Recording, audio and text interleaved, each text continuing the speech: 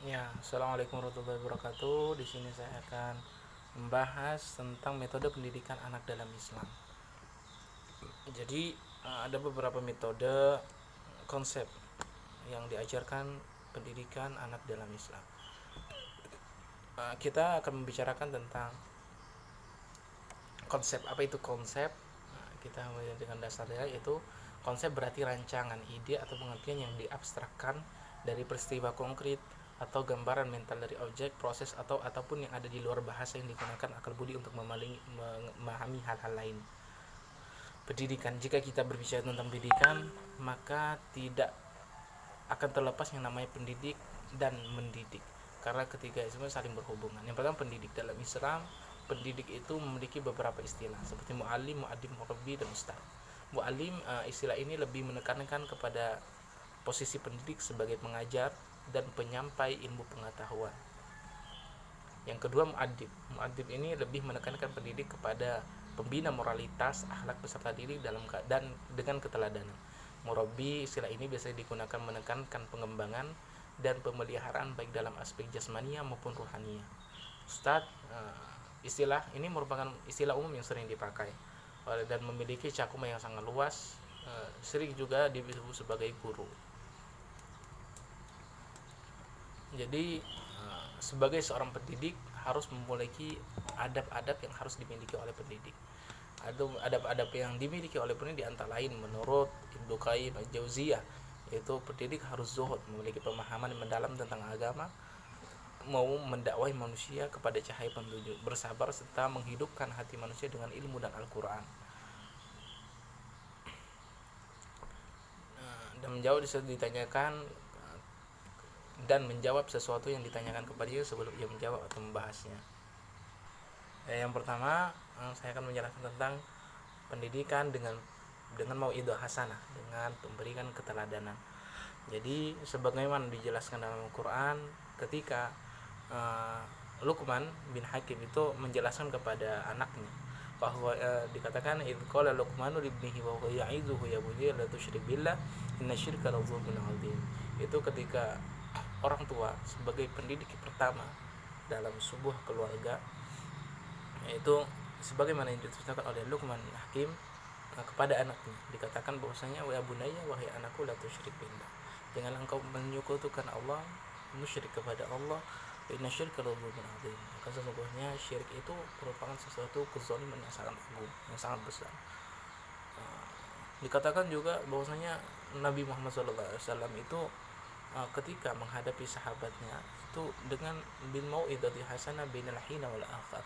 Jadi setiap saat pasti Nabi Muhammad SAW itu memberikan mau'idah, mendidik sahabatnya, itu dengan memberikan mau'idah atau keteladanan, memberikan keteladanan yang baik bagi sahabat-sahabatnya. Juga bagaimana dengan pendidikan dengan penghukuman ataupun itabah, pemberian ancaman. Itu dikatakan sebagaimana anak-anak itu takut. Jadi ketika seorang anak kecil itu akan takut ketika mereka diancam atau diberikan hukuman ketika tidak melaksanakan perintah. Begitu dalam pendidikan. Nabi Muhammad SAW saja sebagaimana diriwayatkan oleh Sayyidina Umar mengatakan bahwasanya Nabi Muhammad itu dan di antara para sahabat semuanya itu menaruh sebuah pecut di setiap rumahnya. Agar apa? Agar mendidik seorang anak ketika sebagaimana dikatakan oleh Nabi, ketika umur 7 tahun maka perintahkanlah anak-anak kalian untuk melaksanakan sholat, dan ketika umur 10 tahun maka pukullah, yaitu pukul dengan pukulan yang tidak menyakiti atau melukai. Jadi pendidikan ini diletakkan sebuah cambuk di setiap rumah-rumah para sahabat dan para nabi dan Nabi Muhammad, agar anak-anak mereka itu merasa takut ketika diperintahkan kepadanya untuk melaksanakan ibadah. Dididik mereka agar takut ketika mereka meninggalkan semua ibadah atau melanggar perintah-perintah yang diperintahkan oleh orang tua, dan paling utama itu perintah yang diperintahkan oleh syariat. Ya, selanjutnya saya akan menjelaskan tentang pendidikan dengan pembiasaan. yaitu pembiasaan merupakan sebuah proses pembentukan sikap perilaku yang relatif menetap dan bersifat otomatis melalui proses pembelajaran yang berulang-ulang. Sikap atau perilaku itu menjadi kebiasaan dan mempunyai ciri. Perilaku tersebut relatif menetap.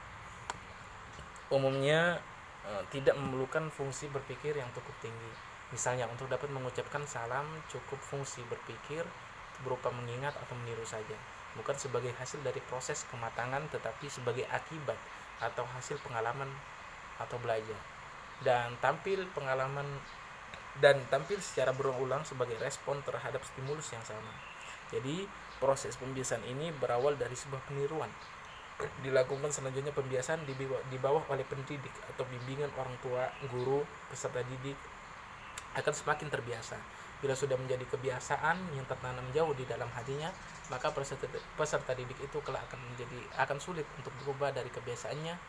Misalnya, ia akan melakukan sholat berjamaah bila waktunya sholat tiba. Tidak akan berpikir panjang apakah sholat dulu atau melakukan hal lain, apakah berjamaah dulu atau nanti saja sholat sendirian. Akan tetapi disebabkan karena pembiasaan yang dilakukan ya, dan menjadi perilaku, maka sifat itu secara otomatis tanpa direncanakan terlebih dahulu berlangsung begitu saja tanpa dipikirkan lagi. Dan juga proses pembiasaan itu dalam pendidikan merupakan hal yang terpenting, terutama bagi anak-anak usia dini, anak-anak yang belum menyadari apa yang disebut baik dan apa yang tidak baik dalam arti susila ataupun dalam menghadapi kehidupan. Ingatan anak-anak itu belum kuat, perhatian mereka lekas beralih kepada hal-hal yang terbaru yang disukainya. Dalam kondisi ini mereka perlu dibiasakan dengan tingkah laku, keterampilan, kecakapan, pola pikir tertentu. Proses pembiasaan ini sebenarnya berintikan pada pengulangan. Artinya yang dibiasakan itu adalah sesuatu yang dilakukan berulang-ulang dan akhirnya menjadi kebiasaan. Pembiasaan harus diterapkan dalam kehidupan keseharian anak didik, sehingga apa yang dibiasakan, terutama yang berkaitan dengan akhlak baik, akan menjadi kepribadian yang sempurna. Kebiasaan itu terbentuk dari suatu yang dibiasakan, sehingga kebiasaan dapat diartikan sebagai perbuatan atau keterampilan secara terus-menerus, secara konsisten untuk waktu yang lama, sehingga perbuatan keterampilan itu benar-benar bisa diketahui dan akhirnya menjadi suatu kebiasaan yang sulit ditinggalkan. Dan juga keteladanan, pendidikan dan keteladanan itu, pengetahuan ini dimulai dari guru yang menguasai sebuah materi pembelajaran.